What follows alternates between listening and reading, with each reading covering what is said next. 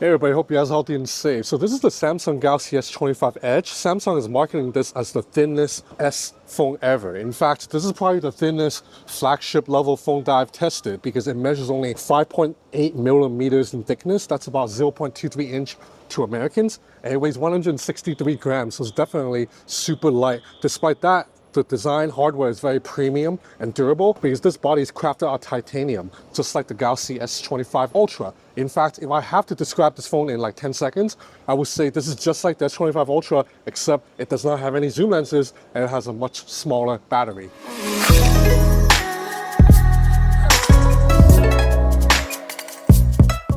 Now this battery is quite small at 3,900 milliamp hour, and I think that's honestly going to be a deal breaker for a lot of people in Asia. But I think it will be okay for some Americans, or most Americans. I'll explain later. Let's take a look at the rest of the hardware first. So this 200 megapixel main camera, at first, I thought I may be using a different sensor as the S25 Ultras because it is clearly a thinner camera module. But Samsung says no, this is the exact same sensor used in the S25 Ultra. It's just that Samsung redesigned the camera module to make it thinner. So Samsung had to use a different glass lens element and also move some of the components around to make the main camera unit 18% thinner than the S25 Ultra's main camera unit. I've tested the camera for about a couple hours so far, and photos are about as good as you'd expect from a typical Samsung flagship phone, meaning colors are very punchy.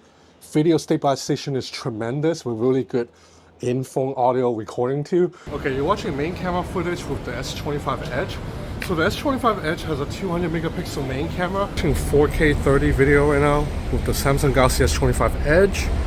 And you switch out to the ultra wide. And then you do have a, in-sensor crop 2x, still looks pretty good. But there is no dedicated telephoto lens, so any zoom is digital. 4x still looks respectable. Switch out to the ultra wide. So the ultra wide during the day with good daylight is going to be really good. And generally speaking, like the depth of field, natural bokeh is not going to be as strong as like a 1-inch sensor phone from Oppo or Xiaomi. But generally speaking, this main camera is really good for general photography, and Samsung's HDR is among one of the best out there because this is a 200 megapixel sensor. You can still do a pretty credible 2x zoom. If as long as you have good daylight, I think if in low light situations, it will probably take a hit, but if you're shooting during the day, 2x zoom photos and videos definitely still look fine. I mean, just look at it right here. I think 4x is still pretty good. Around the front, you have a 6.7-inch Samsung AMOLED display, so it gets up to over 3,000 nits of brightness. You can definitely see it under the sun. It's a typical Samsung panel. It is brilliant. However, it does not have that matte anti-reflective coating that is in the S25 Ultra. Red floating guy had to say. Maybe you want to go talk to him, okay? Go grab your hammer, and you go find you talk to him. Powering the phone is a Qualcomm Snapdragon 8 Elite for Galaxy. So this is the Qualcomm Snapdragon 8 Elite that's overclocked a little bit for Samsung phones. The chip performs wonderfully on the S25 Ultra. On the S25 Edge though, because of the thinner body, that means the heat dissipation probably isn't as good as the S25 Ultra. So I do think you're gonna see a slight performance drop off compared to the S25 Ultra, but I don't think it will be anything bad. Like here's some benchmark numbers if you care about that. But I'm pretty sure unless you are a heavy gamer on PUBG that demands 60 FPS non-stop, you're not gonna have any issue with this phone. Ultimately, this phone is for people who find modern day flagship phones to be too heavy or too thick. This guy is among the thinnest and lightest phones out there. In fact, earlier, I put this in my pocket along with my wallet. So I just shoved it into my pocket like this. And then I almost like forgot the phone was in my pocket because I'm used to my wallet being in here and I'm just walking. And I'm like, where's the phone? And I realized, oh, it's in the same pocket with the wallet. It's just that it was so thin that like it didn't add noticeable bulk or weight to my pocket. On the software front, this phone runs Android 15 with Samsung's One UI 7.0 on top.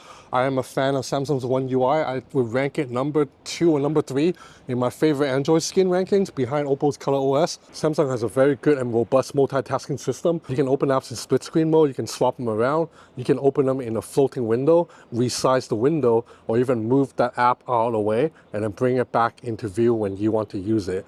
I am someone who constantly do a lot of work on my phone. Like I have like a spec sheet open, a press release, a couple of emails, a WhatsApp chat open, and being able to quickly jump between apps or multitask, run 2-3 apps at the same time really makes my workflow better. And One UI does a really good job at that. Again, I think Oppo's Color OS does an even better job with the best multitasking system around, but Samsung's multitasking is really damn good. After you use multitasking on One UI or ColorOS, and then you jump back to an iPhone or Google Pixel, you just get annoyed by how you can't multitask anymore. Like on an iPhone, you can only open one app at a time. On a Pixel, it has to be split screen in a locked grid. You can't move the windows around. It's really damn annoying.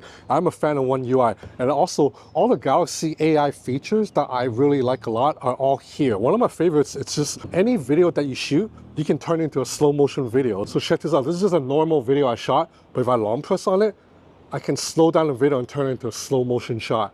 So how cool is that? Like no other phone can do this right now. It's like I don't have to think, oh, I need to shoot a slow motion video. I can just shoot any video and turn it into a slow motion video later.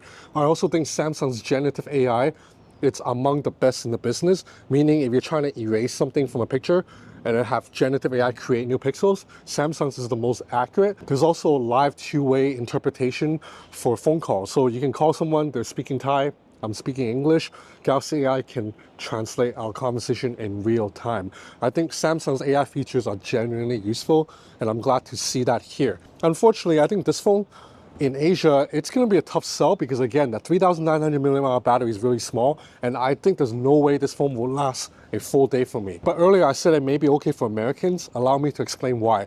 Because people in Asia, like Hong Kong, Thailand, Tokyo, they take public transport a lot. And public transport is when most people use their phones. Like if you look around on a train, on a bus, that's when everybody's like on the phone nonstop. That's when I drain my most battery, when I'm on a bus ride, on a train ride. People in Asia take public transport 2, 3, 4, 5 times a day. But in the US, unless you live in New York, chances are you don't take public transport. You drive everywhere. And when you're driving, you can't really play with your phone, at least you shouldn't be.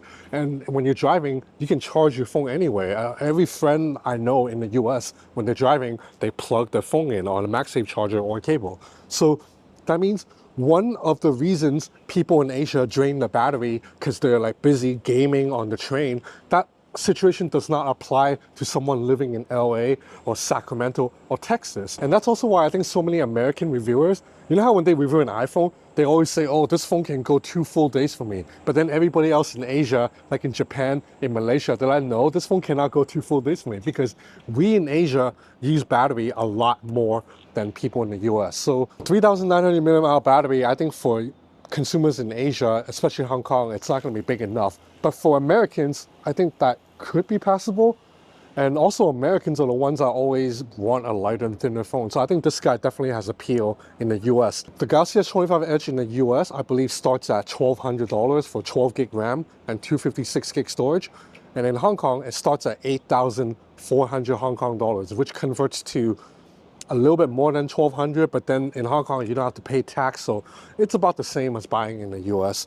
If you're a fan of Samsung phones, or you just want a phone that's super light and thin and will fit into your pocket very easily, this is the guy to get. But if you're a heavy user, then I think the battery life may leave you wanting, and you may be better off going for an S25 Ultra or like any of the other Chinese phones that will give you much bigger battery. But this guy is a pretty impressive feat of engineering. Look at how thin it is. I kind of like just walking around and looking at this guy like this. So yeah, that's about it for this quick hands-on. I will have more on this phone. I'm gonna do a full review on this when I go to Tokyo, so stay tuned. That's it for now. Thanks for watching.